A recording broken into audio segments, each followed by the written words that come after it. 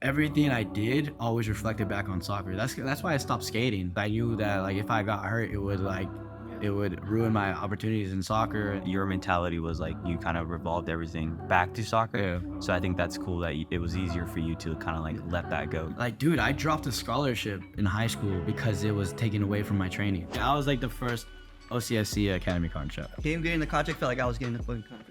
It's crazy. Did you treat yourself like a pro? My time at OCSC was like definitely like a good experience. Like I learned a lot, but it was kind of like a stab to the heart a little bit, to like your ego a little, because you went from being the guy to now being no one cares about you. Right. You know, we played against Drogba, and this guy's like at the end of it they won, and so they like fans rushed the field. This guy runs inside the field. What'd you do? I grabbed Drogba's head. His bald head. I was like, yeah.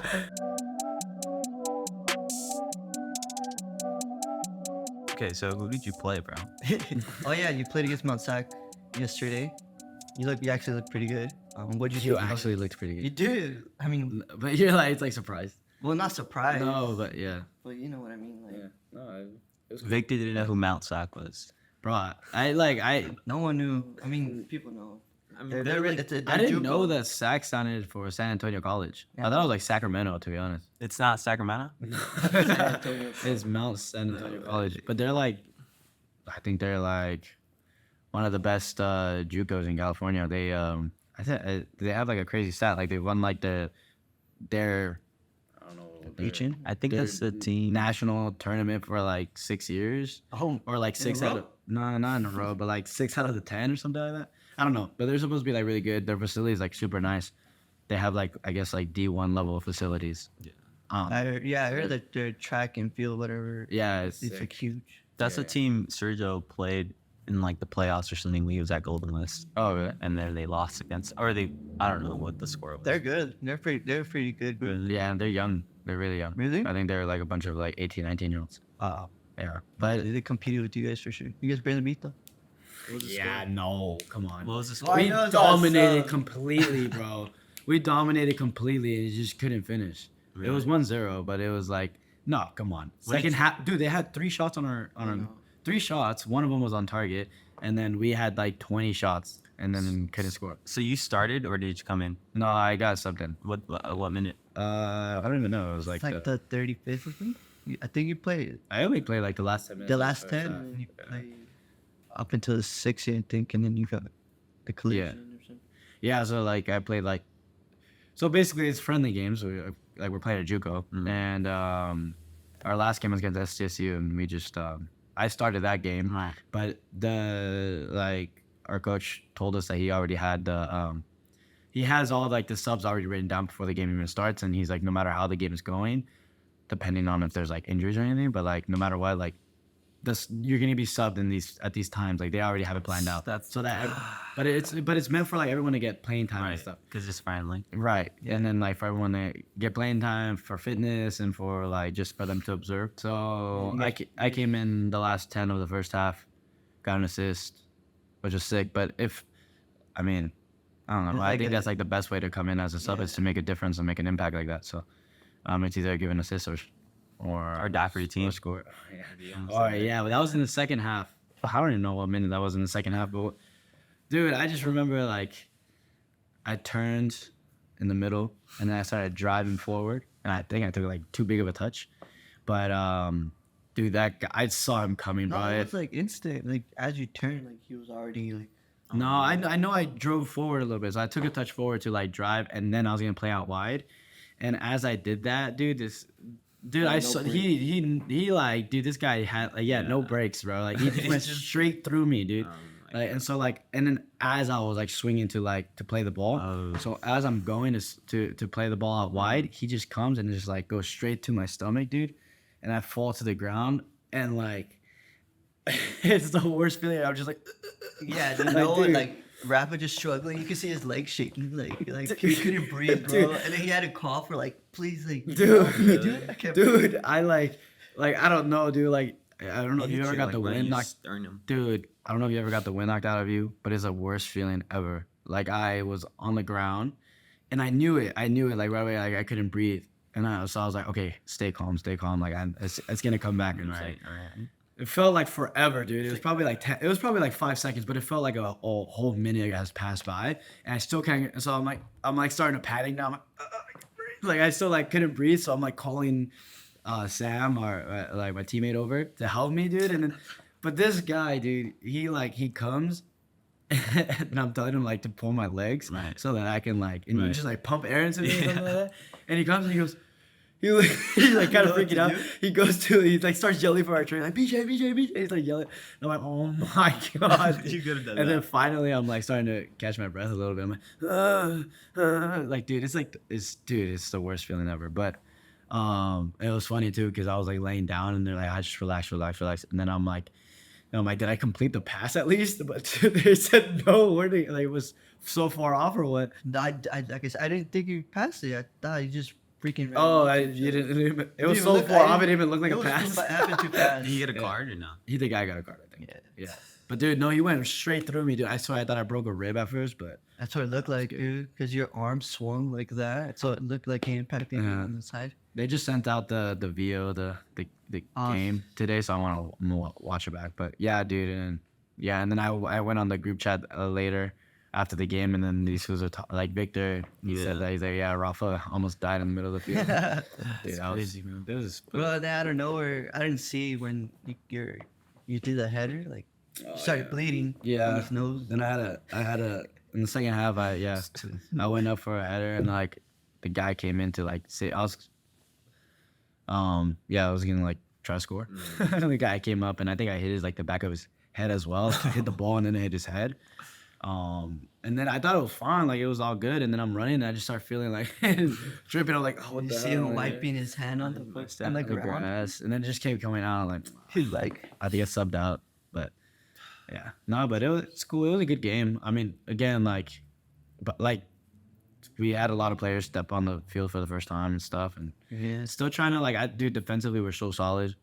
But again, like we only had three shots on, and then offensively though, it's just like we still need to find like that like just.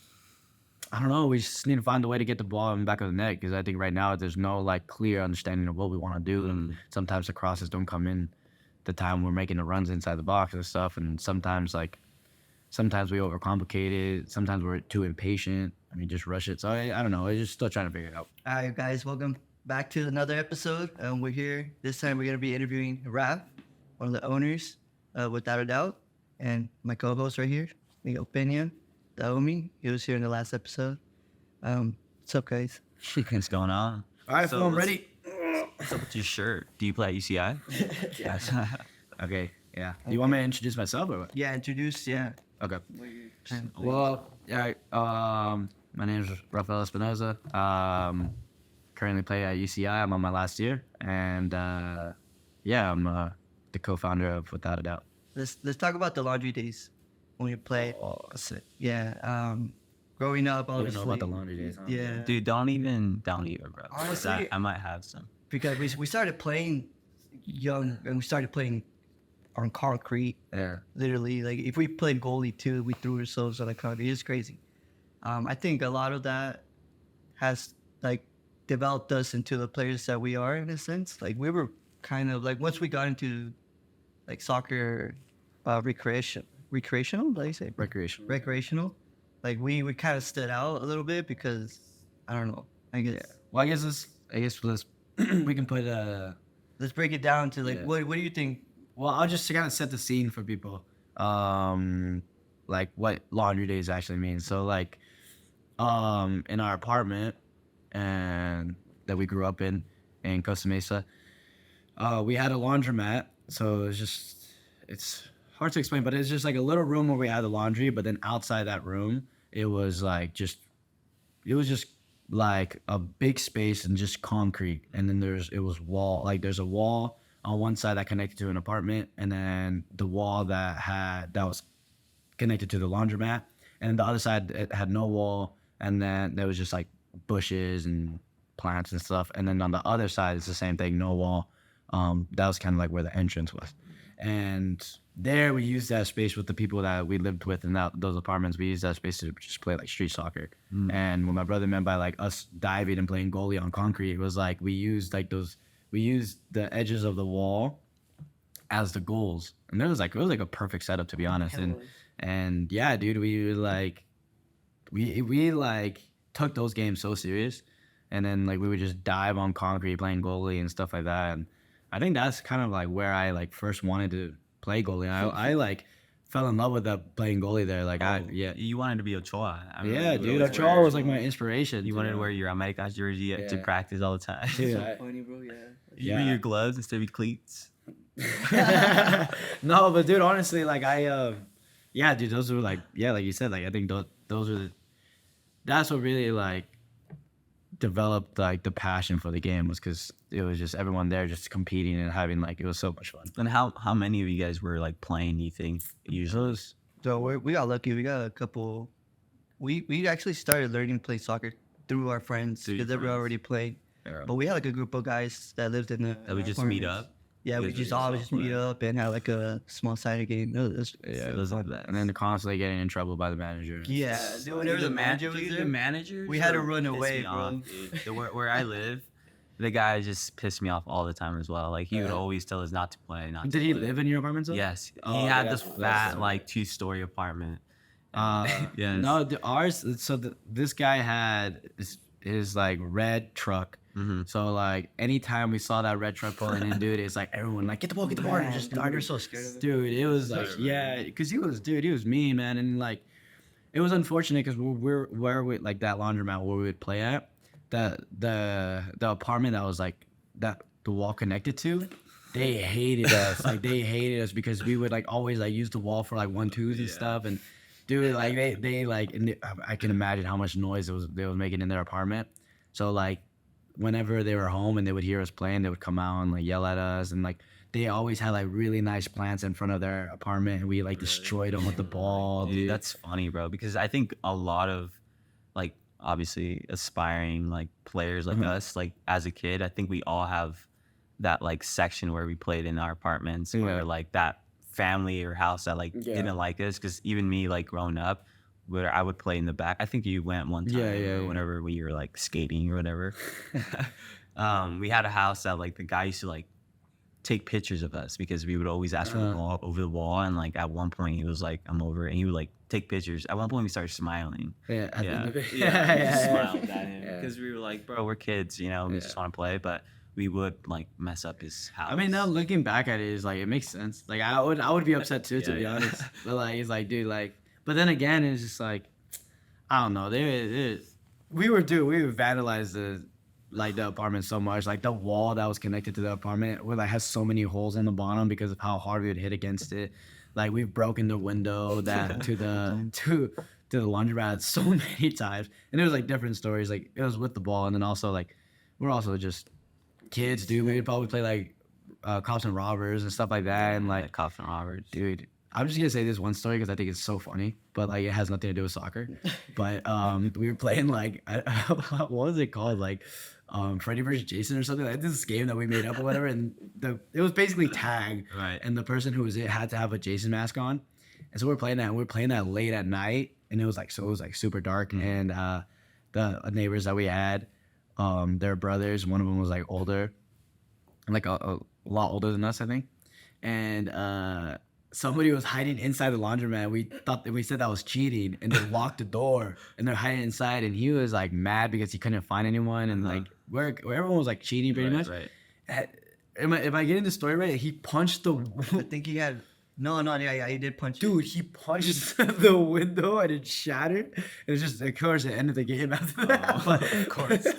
but dude, those are kind of like, yeah, that's kind of like how we were as kids. We're just kind of always like, It's crazy. we just like having fun, and then like Okay. we in our alleyway where we played, like it was just gravel. And so what we do, because this alleyway connected our apartments to, and another apartment across, and what we would do, we'd play football, and we'd play tackle football on gravel, dude. Like it was like, and it was like their side against our side, and then. Dude, that was just kind of the kids we were, and then when we would play, we'd be slide tackling on the concrete, and like it was just, so we're always going home like Reckless. bruised up and destroyed and reckless, yeah. But Was that like hanging out at night, was that like usual? Like you Yeah. guys do it all Yeah, the time? bro. Dude, I don't feel like I experienced that. Like I think I was indoors by like, Our parents you gave know. us a lot of freedom. Dude, we had We like did no have a lot of curfew. freedom. I remember you coming over to my house like when I was, and I was like, bro, how's this kid doing this? You know? Bro, you're dying. How are you It's here? cool, you know? Yeah. Like, dude, Like you just skating. drove yourself at 9 years old. You Yeah. had to go to Skating. Mesa, like Dude, no, yeah, like it was, You it did was. have a lot of freedom. But yeah, we did. We had like that's like That's the cool, one though. thing I'm like super grateful for Yeah. about my parents is that they were like, they gave us the freedom because they trusted us and they knew that like they trusted us and they knew that we had to learn, Yeah. you know. And I think oftentimes when kids are like are too restricted, they tend to want to rebel. They tend to Yeah. want to like Yeah. you know. So for me, like yeah, that's what I'm super grateful for my parents, that they gave me that freedom. So I got to learn a lot of stuff like just like through experience and I mean they raised us with like good morals. They raised us like understanding good from like bad, you know. Yeah, So yeah. I always understood that like certain things that certain kids were doing, like I knew that it was bad and I shouldn't be getting involved with it. Like at one point, one of my best friends, like his brothers were in gangs, they were smoking weed and stuff like that, but I knew that that wasn't like, and I was young, you know, and I was like, this like I could have easily been like, and I like this kid was like, I really like looked up to him, and I could have easily like, and he would tell me like, yeah, this is what I want to do, like I want to when I'm older, I want to be a part of my brother's gang, that kind of thing.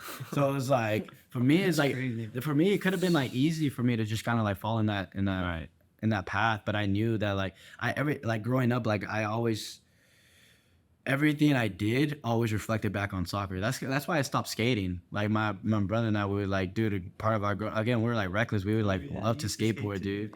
Like what I yeah, and this fool was sick at it too. Like I never got like super good at it. Like the best I could do, like the best trick I could do was like a varial kickflip. Yeah. And I can still do it, which is sick at it. I know. You would always try to do like on a penny board. Yeah, dude. So- No, penny was impossible to be honest. No, Like, but when but we had yeah. one, remember? Yeah, but this one got like really good. Like he like I don't even know what a dolphin flip is, but it sounds sick. So he could do that. That's and, crazy. and like, so I was like, yeah, like always we would go to, I don't know, dude. Like we were just reckless kids, so we would like jump off stairs, try to do all this stuff, and I stopped skating because I knew that like if I got hurt, it would like it would ruin my opportunities in soccer, and then. So every time I made decisions, it was like based off of like, okay, how is this gonna reflect on soccer? And that's kind of like when we get more into my stories. It's kind of like why, like you'll see that everything I did was for soccer. And that's crazy that you kind of point that out, because I think a lot of like players growing up kind of had that stage of like wanting to skate. And I think for me as well, like I think I had it too, like going into like my freshman year of high school. Yeah. And it was like this thing I wanted to do, but like I also wanted to play soccer. But your mentality was like you kind of revolved everything back to soccer. Yeah. So I think that's cool that it was easier for you to kind of like let that go. Because I Yeah. think for a lot of kids, they struggle with that, like Yeah. fitting in and like wanting to skate because like all their other cronies to Right. skate. But then like you don't want to go, like you still want to go to practice. You Yeah. know, it's like No, you can't yeah, really yeah. do both things. It was like everything was like, dude, I dropped a scholarship in high school because it was taken away from my training. Like in this scholarship, It was like academic one, huh? yeah, an academic scholarship like for college, and they gave me like a MacBook and stuff like that. Bro. You had to give it And, back? dude. I had to give it back. I was like, oh, dude, the MacBook was Simon Scholar? Dude, yeah, Yeah, dude. yeah, It was so Scholar. funny because when I had the meeting with the people, like it was like you had to apply, you had to go through an interview process. There's so many people that were cut and stuff like that. And then they only hand selected, like Victor and I got it. It was just sick, but they only hand selected a certain amount of people. And I got it, and like it was like cool at first, but then they started like all these like requirements and stuff that I didn't realize that I had to like that they wanted me to commit to, and I was like, dude, this is taking away way too much from soccer. Like I can't do this. And so I had a meeting with the people, and this was after like maybe 2 weeks of being a part of it. I had my MacBook, and I loved the MacBook. It was sick, and this is the first time I had a MacBook. So I remember going into the meeting with the people, and I was just like, hey, like I don't think I can do this anymore. Like my passion is soccer, and I want to play soccer in college, and I don't think it's gonna happen if I'm having to do all this. I'm like either like I can skip out on some of the events, or I just have to cut it completely. And then they're like, okay, well, if that's what you think, then just return your MacBook tomorrow. And I was like, bro, like that's the first thing. Just Didn't return even your compromise MacBook. with you? No, it was just like return your MacBook. I was like, all right, cool. So I just left it. bro. But yeah, no, like I'm telling you, my entire life really revolved on soccer, and I just kind of every decision I made. So like, so yeah, like I mean, skateboarding like that, I thought it was super fun, and I thought like again, everybody around me was doing it. Yeah.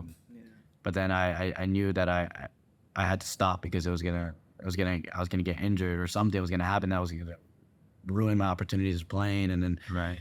like dude, like even like on like when I would go on like vacation, like I remember I went to like Lake Havasu with a teammate of mine, a friend of mine, for like just a little like vacation. It was just Tristan, and this white boy dude jumping off cliffs and stuff like that, and like wanting me to like do it too. And I remember just like overthinking, like, dude, I can't do this. Like this is gonna. So I did. I only jumped like once, and after that, I was like, I'm not doing it again Which because like was crazy. yeah, like I was like, okay, maybe I'll do it like we'll see. And so we climb up this like big cliff. I don't even know how tall it was, like probably like a 15-foot cliff or something like that. We climbed up, and I'm like, dude, I can't do it. And he's like, well, it's more dangerous trying to climb back down than it is jumping. And I was like, oh my god. Yeah, I'm like, yeah, dude. And so he's like, and I'm like, okay, fine. And so he's like looking. I'm looking at the water. And he's like, okay. He's like, you see where like the wide area is? And I was like, yeah. He's like, yeah, those are rocks. So don't fall in that. He's like, you see that dark blue spot? It was a small circle. He's like, yeah, land there. I was like, bro, that's crazy. So I see him jump first, and this guy does a backflip off the cliff. Oh my god. And I'm like, no way, dude. So like, no, imagine. No, but, and so, yeah, and I did it, and then my hands were up, and I just smacked it with water, and something hurt. And I just remember, I'm not doing this anymore. I'm like, I'm gonna get hurt. I'm not doing it. So, I don't know. People can call me whatever they want to call me, dude. Everything I did was reflected back on soccer. I just didn't want to ruin my opportunities. Yeah. Bro. But yeah, I don't know. Do you guys have any? From the childhood. Oh yeah, I mean, yeah. I know. Growing up, I never really saw you. We were always out, but like I never saw you because you were either you're playing Sunday league with your homie Venancio. He used to take you to all these games, or you had training. Yeah. With Newport Mesa. But okay, let's skip forward a little. Let's talk about your Slammer days. I know you played with Miguel for a while. Let's talk about the opportunities he gave you. So like, obviously you guys started like bronze with it? Yeah, well, when I first joined, so it was Newport Mesa at the time. When I joined them, it was my first club team ever, and I mean I played AYSO, Sunday League, a bunch of Sunday League and stuff, and it was a brother-in-law who was like, he was working at a laundromat, and the president of Newport Mesa would go and was a customer there and stuff, and so they started talking about soccer, and it was like he mentioned that he owns a club or whatever. So my brother-in-law was like, you know, kind of hyping us up and stuff and trying to get us to go. And he's like, oh yeah, like let's set up like a trial or whatever.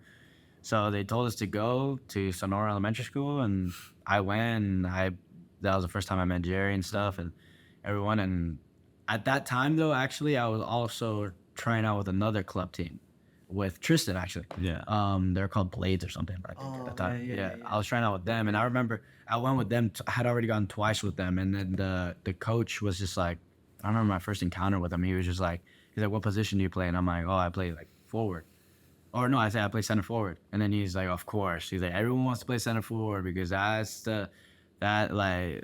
because they get all the praise, all this, and like, you know, just kind of hit on my bro. I'm 10. No, I'm like 9. I'm like, dude, what do you want me to say? I don't play center forward. You asked what position I play. Trying to get excited for the sport. Yeah. Dude, like he was just like automatic like negativity. I was like, it was kind of weird. I don't know.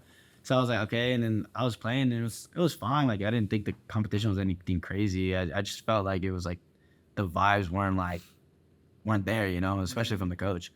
But this was my first time ever going to a club team, so I just figured this is kind of how it was. Yeah. So then, but then I went with Newport, and it's completely different. Jerry made you feel like you were like you've been there, you know, and now working there with him, like now working a part of Slammers, as a coach, under him. Dude, I realized Jerry, bro. Huh? You're Jerry. Yeah. When he's coaching, you could tell like he has his little characteristics. That's funny.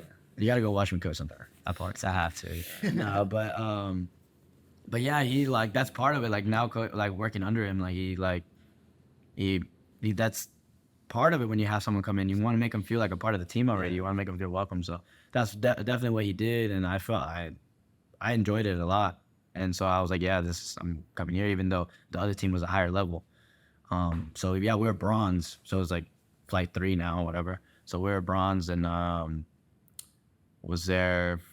I don't know. I think it was like our second year where we started moving up a little bit, and so then we ended up going to flight.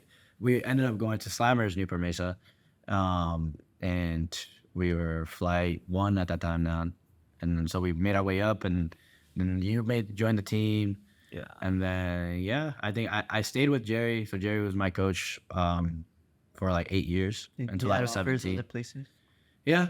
It was like after games, after tournaments and stuff, there was always coaches that are coming up to me and like telling me like, hey, if you ever want a spot on the team, you got one here and stuff like that. Like always like, and then I got like strikers asking me to like go out or like go and try out for them or whatever and stuff like. So I did have other offers, but I don't know. Like for me, like my loyalty my loyalty stood with Jerry. Like I was very big on like trusting him, trusting the vision of the team, you know. Did he ever like promise you stuff like? Well, not necessarily promise, but he promised that the team was gonna get better, which they did. I mean, we ended up getting we were good. We were like big time compared to how we started. So he promised that the team was gonna get better. He promised me that like, you know, that he will help me whenever I need help in, you know. And yeah, I think he did. I think I came to him because he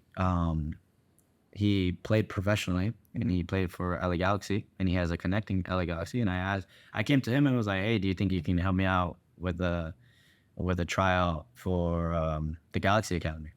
And he's like, I'll see what I can do. Like, he's like, I'll make some calls and stuff. And so, yeah, fast forward, he got me a tryout for Galaxy Academy. I went for a week and then was told to come back. But then, I went for a week, but then, like, I forget what period it was, but, like, I, like, started school. So, like, I couldn't, like, I was in school. So I skipped, like, I skipped some days of school to go to the tryout and stuff. And I was like, I can't skip another week of school, you know? So they told me to come back in the summer. But then leading up to that, I think the coach got fired or something like that. Like, it was something like that. I think they got whatever. But point is, I never got a call back. And then, but I'm still very grateful that he even got me that opportunity because that was like, you know. Yeah, I remember taking you.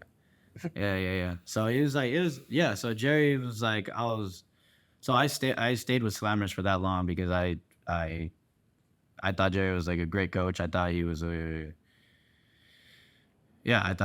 like a good like father figure for me in terms of like soccer. Like he really like it because our parents were never really involved soccer wise. Like they were there, they supported us completely, but they were never really like they didn't know anything about soccer, anything what to do and stuff like that. So my loyalty stood with him, so I stayed there for that long. And then it wasn't until like when I was 17 that I got that offer when we played the OC All-Star game together. Right. Let's talk about that. So how did all that process to getting called to play in All-Stars, like what was that? All right, well the process was random, to be honest. It was like what they did was that OCSC was gonna have Orange County Soccer Club. They like a division. They play in the USL Championship. They're a pro team. They had just remodeled their stadium and just opened it up. So they wanted to have like an event for it. Mm-hmm. So they had an OC All-Star game. So basically had a team to represent OCSC play against one of the top academies in the region, which was the Patty Doors Academy. And or Batialores Academy, because somebody's probably gonna say something. But anyways, that was a hard P. But who are the known players in that academy at the time? Pats, Kevin Harper was there. You got a video defending him? Remember that? Did I? Yeah. I saw it on my phone the other day. Kevin Harper was there. He plays for New York Red Bulls now, right? Yeah. Uh-huh. Yeah, he plays for New York Red Bulls now. Let's have him on the pod. Was Frankie Amaya there? No, No. but he's on that New York team. But Yeah, he's- but was he not on that Pats team? no, he was at.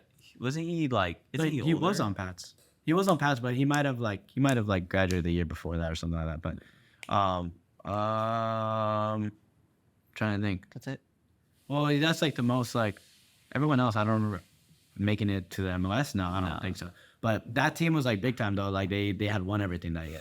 Like that was like the best Pats has been, I think. And Yeah. so yeah, the OC All-Star game was just like OCSC's team was made up of all of the local kids, local club teams. So they got Academy. no, just club. So they got me, you, and Emilio, right? So our goalkeeper and us two. It was just us three. And then West Coast. and then like a bunch of West Coast kids, like two kids from Strikers, and then so it's just like West Coast was like the team, the best like club team in the region. So they got a bunch of West Coast, so like Sergio was there and stuff like that. And yeah, they just put us all together and to play a game against Pats, and Didn't we have no the- prior training, nothing like that, just straight into a game. We had Landon Donovan came to. Yeah, you went Donovan to- and Bob Bradley. No. Yeah. yeah, they're in the locker room and they took a picture. We have a picture with them. And Yeah, stuff. we did. Really? Yeah. What? I've never seen it. Yeah, Sergio has it. That's so yeah. funny. He like talked to us. He was, Yeah, like, telling it was cool. It was pretty cool. Yeah, but and then yeah, so that was the setup to the game. Like it was nothing like it was just kind of like random, to be honest. Jerry called us and was like, hey, like they want you guys to play in this game. And we're like, all right, cool. Okay. So we went, we played in the stadium, good amount of people. I mean, you were there. What did you think? Like, Yeah, it was cool. really The event. It was. I do your goals a banger. yeah, and then I was the first person to score in that stadium. At the Great Park. Yeah, at the Great Park. So it was. I thought it was a sick goal. Especially because it was like nothing planned. Like it wasn't like that corner kick was like planned or anything. It was just kind of like, oh, let's see what happens.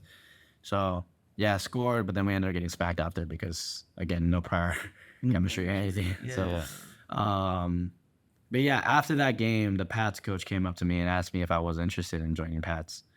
And then I was like, okay, I'll get back to you. I need to speak to my coach. So I spoke with Jerry, and we were like mid-season, I think it Was was this before you went to Galaxy trial, or is this after? before. Oh, This was before because yeah. So then I spoke with the Pats coach, and he wanted to get me out to go and train, play with Pats or whatever. Spoke with Jerry. I think it rubbed Jerry the wrong way a little bit because he's like, I didn't send him to get recruited, you know what I mean? But and then it was also like our last season with Slammers, and this was like supposed to be the season, the big season. This is the season when we went to nationals, final, National Cup final, and That was our junior year, right?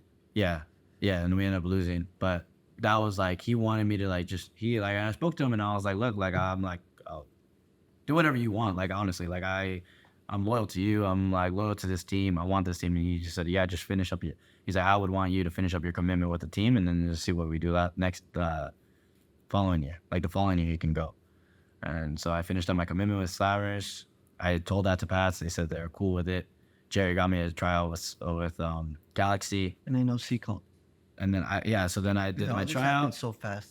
This was all like super quick. And then so I went on that trial, came back, and then heading into the summer, Jerry calls me again. He's like, OCSC's having a talent, like they're calling it the OCSC like talent group or something like that. And he says they want you to be there, and I'm like, what is it? And he's like, sorry.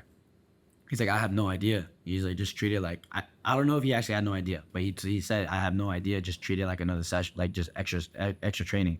I was like, okay, perfect. Damn, if he actually knew about it and he told you that, he's so smart. Yeah. He told me like, I don't know, but just treat it like extra training. And I was like, okay, cool. So I went, and it was kind of like weird. It was like me and a bunch of other guys, and we were just training with like one of their assistant coaches at OCSC, and they didn't tell us anything either. They were just like, okay, like this, and then just ran us through drills and stuff. And I was like, okay, cool, whatever. Training, and then they had a UPSL team, I think, as well, and like just like college guys in the off season or whatever, and we would play against them sometimes, train with them, and all this stuff. And then, and then week by week, less and less players started showing up. But they kept telling me to keep going out and stuff. And I think we were training like twice, 3 times a week. And then With the first team. at no, one no. point? Well, then like less and less players started coming, and then I think it was like 4 of us there when they told us like, okay, you guys are gonna start training with the first team. So we started training with the first team, and then the following week it was just 2 of us left, and the other guy was Matthew Hoppy, who now just signed with San Jose Earthquakes. Yeah, he's all alone. Yeah, so he was playing in the Bundesliga. So basically what happened was, so it was just us 2 left, and we were both training with the first team. And I remember the assistant coach was saying, I think he said that the plan is to sign the both of you. And we were like, whoa. And I didn't even know what that meant, to be honest. At the time, I was like, what is that? What is going on here? And then the next week, Matthew doesn't show up anymore.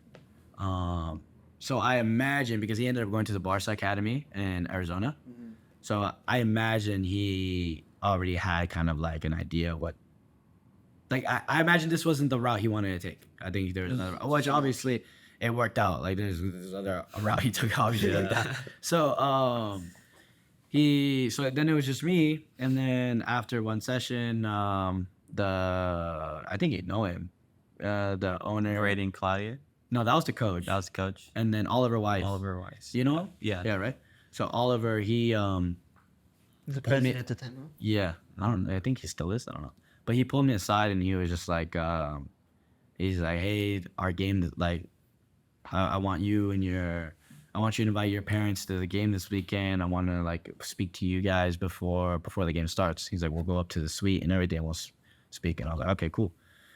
So I invite you and my mom, and we go to the game. Not really expecting anything. I don't know. Did you have any expectations going into that?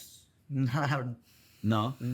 Like, what did you think? You was like, oh, this is sick. We're gonna watch a game. I don't know what to expect. Yeah. I'm like, it's crazy. Was there no like thought in your mind that Like, it was potentially like this fool could be signed, but like I don't know, like, because at the time you already committed to UCI, yeah. so I don't know like what to expect.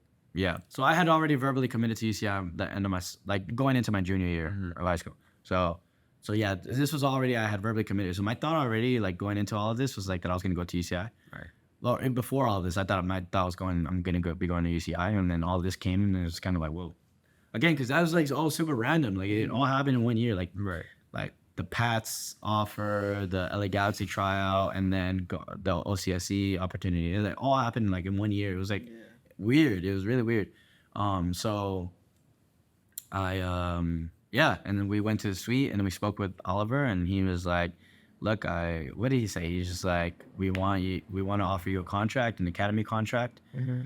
So you'll be. He's like, you won't be getting paid, but you'll be training with the first team, and you'll be treated like a first team player. Yeah, and he said, basically, he's like, and then he's just like, we don't want to ruin your eligibility to play at UCI. So so they're like, so we were gonna have you on an academy contract, so that if next year you'll go to UCI. Was that a thing? Like the academy contract? Yeah. Okay. I was like the first OCSC academy contract. Like he was the first player in the West Coast, or in the West part of the USL. What is it? Western Conference? Or he was the first academy contract. Yeah. That's cool. Yeah. So I mean, I thought it was like, again, when he told me that, like, I don't know, what did you think? Oh, I was like, this is crazy. Like, it's so sick. Like, dude, see, I lived everything through him, bro. So like, him getting the contract felt like I was getting the fucking contract. It was crazy. And I didn't process any of it. I was just like, oh, okay. Like, this is like, I don't know, like it didn't really hit. Like I didn't understand it. Even like when I went and we went to the office to go and like sign and take pictures and stuff like that. It didn't hit, dude. Like I had no idea what it was like. I didn't really understand. My parents didn't know what was happening. Dude, like, Oh my God. and he was like the only one that was really. dude, I was like crying. I'm like, dude, this is so cool. Bro, I have tears of joy, bro. That's cool though. Seeing Yeah. your brother Yeah. somewhat fulfilling his dream, Right. signing with the pro team. That's Like, super that's crazy. So fast forward to you signing. You know, you talk about what you stayed there for 1 season, because after that you had to go to UCI. Yeah. He so signed. you wanna- He signed midway. Yeah. Midway. You want to briefly just kind of go over that and then Yeah, so I signed mid-season. So this is let me think, 2018, 2019? I think so. I think 2018. Yeah, so this was going into my senior year of high school, and Which you didn't go. You did. so yeah, so because I signed with them, I had to do independent studies. Alright. So I ended up doing like just it's not online school. It was like more like I go to the campus, I pick up a packet of homework, and I have to finish that packet throughout the week, and then show up next week and give that packet again. Well, actually, originally what it was, and I was just having to I was just finishing up my credits. I only had like a few credits left. All right. And so what I had to be originally, I had to show up on campus 3 times a week, and I think it was like for like 2 hours or something each day and work on the packet pretty much. And I remember going and I was speaking to the teacher and stuff and telling her like what I'm doing and everything and all that stuff. And then for the first week I did the 3 days. The second week she's like, oh, you only have to stay for an hour. And then I that was the first day. And then the Wednesday I showed up. She's like, oh, you could just take the packet home. And I was like, okay, cool. So then the following week I like turn in the packet, and then she gives me the packet and she's like, you could just take it home. So after that, I didn't have to be at campus anymore. I was like, by the third week, I was just like, take a packet home and just work on it at home, and then show up and like, I don't know. It was school early on, didn't you? yeah. And then I ended up finishing my senior year in like 3 months. So I ended up like finishing in 2018, but graduating in 2019 because I ended up walking with you guys. Yeah. Which was cool.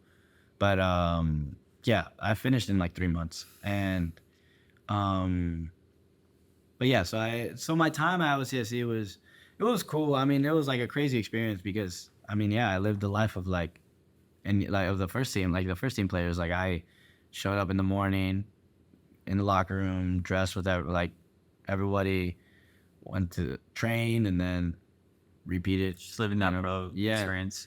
Yeah, and it was cool. I also have to mention, I did that for like I was just with OCSC for like the first week or two, and then Braden, the head coach, came to me and he said that he wants me to play with the Pats Academy as well, so that I can get games in because they had like an affiliation of some sort.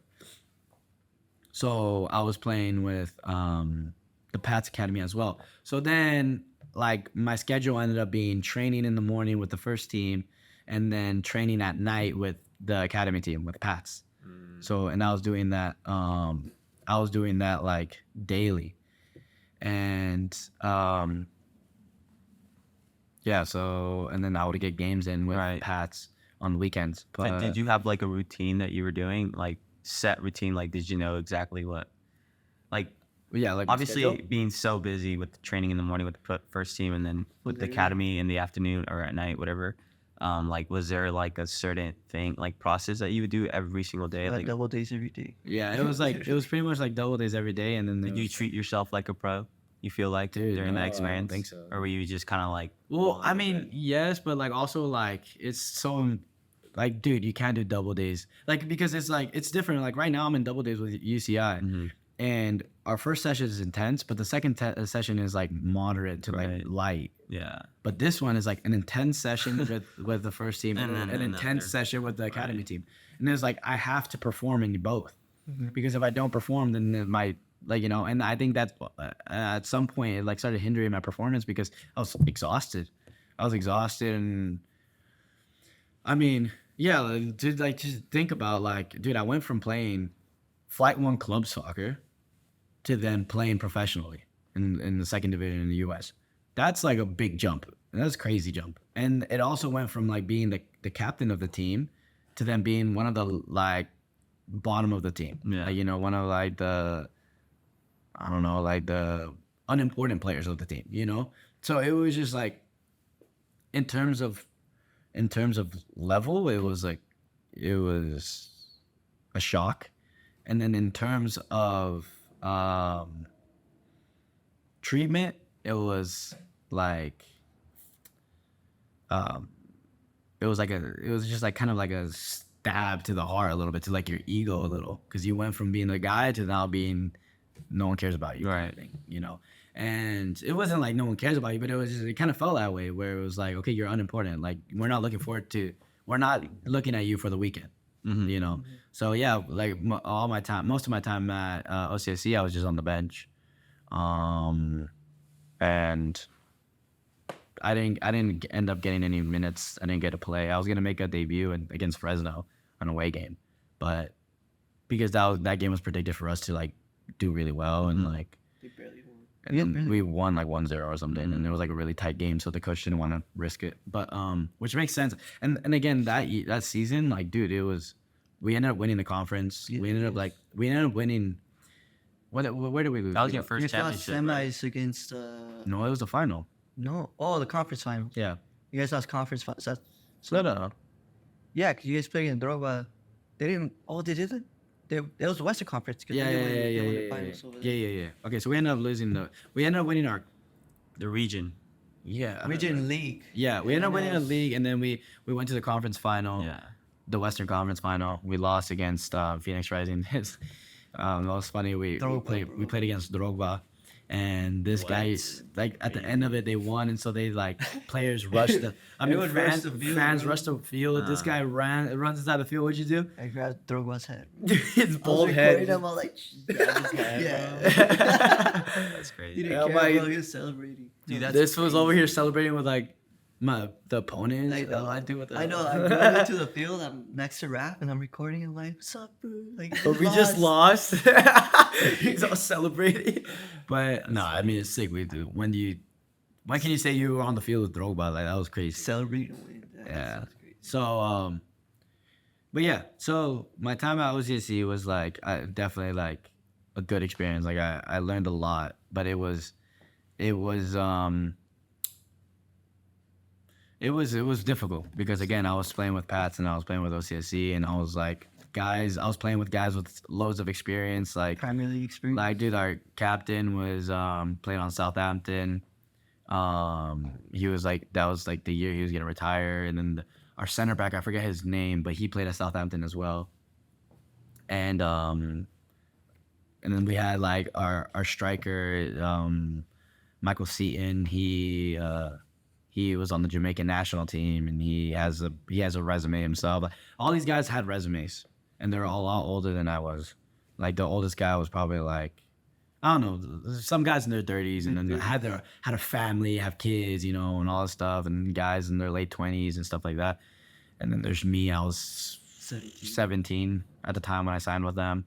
It's a good learning experience. So it was definitely a good learning experience. But yeah, it's difficult. Like you're not gonna like no 30-year-old's gonna try to take a 17-year-old under the wing, really. Like Yeah. So yeah, it was tough, but again, a good learning experience. Crazy And then story, bro. it set me up for UCI, but then going into it, I was still playing with Pat. So once the season ended with OCSC, I was still playing with Pats, training with them, playing with them, and one session we had like a inter squad scrimmage, and went up for a header. And as I go up, I got knocked in the air and landed with my leg just planted completely straight and my weight going one way and my knee buckling the other way. And after hearing like how he's described it, like how you've told, like tearing your ACL and what you've described, I knew right away. Like I tore my ACL because it was like I felt the numbness. I heard the pop. So like I knew right away, and I just started like I was crying, like I was like devastated because I knew I wasn't because of the pain. It was because I knew what I had just done. And it was going into your freshman year of college, right? This was the year I was gonna go into freshman year of college, and so yeah, I tore it. I was like afraid because I thought I don't know, I thought I was gonna get cut from like UCI or something, you know, but luckily that wasn't the case, and I went into UCI, got surgery September 4th, and yeah, had to redshirt my first year. Fully like I remember like going in, like my mindset going into it. When I first tore my ACL was like I was like devastated, and I was like it was a little bit of like why me kind of mentality, like you know. And then the next day I just needed to like snap out of it because I was like, okay, I have two options. It's either quit playing or keep playing. Well, which one's gonna be? Yeah, I want to keep playing. Okay, so then what do I need to do to keep playing? So I knew that I needed to take the recovery process serious. I knew I needed to find the people around me to help me. Right. And my mentality throughout the entire thing was not to get back to where I was, but to come back stronger. And I generally do feel like I'm way stronger than I ever was. Mentally for sure. Right. I think before, like, I feel like even physically, because I think Yeah. you, like, after that process of you tearing your ACL, like, you kind of came back, like, physically stronger, Yeah. There was a video of you, I remember, like, laughing at it, or not laughing in a bad way, but, like, I thought it was so hard because you were, like, in crutches Yeah. with your, like, knee brace and everything, and you're at Planet Fitness, like, lifting Yeah. weights, And, like, Yeah. the edit you made, it was, like Yeah, flashing. yeah. So it made Raph look so tough. It was No, I like, Motivation. I just wanted to, Inspiration. I knew like I couldn't work on my legs right at the like as much. So like I just worked on my upper body a lot, and then, I mean, man, I was top heavy for sure, but I made sure to like cut down and really focus on my legs when I could. And Right. so now I feel like I'm well balanced, and I feel like fast, explosive, and strong. So I don't know. I like, yeah, like, but that was my mentality: come back stronger, not the same, like stronger. So I took the recovery process so serious, and I made sure to like wait it out for a full year, even though I was told I can come back in like 7 months. I was like, Right. nah, I'll just wait a whole year. It Yeah. doesn't make sense. But So, the time when I thought I was gonna be like, I'm back and I'm ready to fucking play, COVID hit. So then I missed out on my second year because there was no season. So first year redshirted, medical redshirt, and the second year COVID and no season. And so that COVID year, I just made sure to just prep and work, train, which I honestly is like a blessing in disguise because it gave me more time to just prepare. And then got to play my first season, my junior year of college. Got to play my first season finally. It was all right. It wasn't I didn't get the minutes I wanted. I didn't, it just wasn't my season. But nah, You had 2 seasons already with them, no? yeah. And then my first season I played, I didn't get like any minutes really because Because they had a lot of red shirts, huh? because of the COVID year, a lot of the seniors ended up staying. Okay. So they ended up playing playing most minutes, and I didn't. And I went, like, looking back at it now, I don't think I was like anywhere really like. I thought I deserved more minutes, but I don't think I was anywhere near to make a crazy impact on the team, for our success or whatever. But the following year, I felt like I deserved a lot more minutes than I did. But is what it is. And now this year is my last year. So yeah, I was gonna briefly touch on that. Since we're reaching the end of the pod, I wanted to ask you what's something that you're looking forward to this season, and then what's something that for the viewers watching can take home and really kind of sit on it as like maybe what am I saying? Advice? Advice. Yeah. For any like aspiring high school soccer player that wants to go to the next level but doesn't have like exactly the exact resources for that. What would you say was like the biggest thing for you? So for the first question, what I'm looking forward to is 100% is like, I'm looking forward to like really like grinding this season. Like I don't think it's gonna be like, I think we have the team to do so well. I think we have the team to make it as far as we want to make it into, like, whether that's win the conference tournament, and then make it into the tournament, the national tournament, and make it as far as we want to make it. Like, I think we're more than capable of determining our path and our success. But I think it's gonna be a grind. So I'm like really looking forward to like just grinding and like going through some hardships and yeah, 'cause I'm looking forward to it because I know it's gonna happen. Right. So like I'm really looking forward to that, and honestly, but just every game I'm really looking forward to playing because I think this year is a year that I'm gonna get more minutes and be able to really express myself and display my abilities, and I think I'm the best I've been ever. So and I continue to improve year and year. So that makes me excited. So I think this year, yeah, I'm just excited to play. I'm excited to like Nice. just enjoy myself on the field. For players right now in middle school, high school, looking to make it to the next level, looking to play college or play professionally, my advice for them, man, there's a lot. But I guess one piece of advice I would give them is to reach out to those in the position. Like we've said it before, but reach out to those in the positions you want to be in, because they've gone through the process. They know the journey. They have their stories, and that's ultimately why we're doing this podcast, to give everybody our stories. You know, everyone has a different story. Everyone has a different path. There's not a blueprint as to how you can make it to that next level.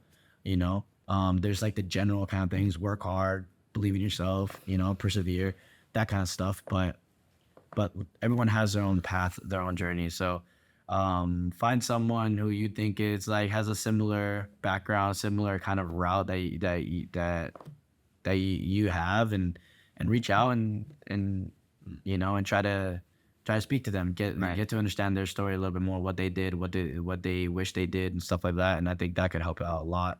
One other thing is just work, believe in yourself, and work, because I think too many people are comfortable with with just their club practice, academy practice, or whatever, but that's not enough.